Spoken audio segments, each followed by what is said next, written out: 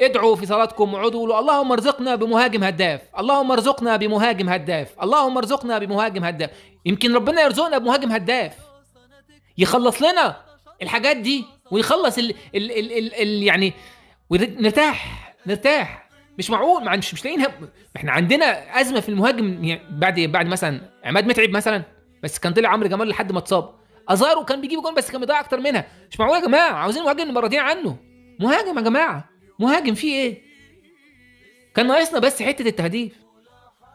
راجل محمد هاني النهارده ما شاء الله عالمي، عالمي زي الفل، وعامل جبهه حلوه قوي قوي، ما حسنش حاجه. علي معلول عالمي، عامل جبهه قويه جدا وحلوه وزي الفل، وعمل حاجات وجات المفروض كان يبقى ليه ضربه جزاء وجاب هو هدف. لكن يعني في الاخر كل دوت ضاع علينا، ضاع علينا. ماتش حلو ما نستاهلش ان احنا نخسره، كل حاجه فيه حلوه.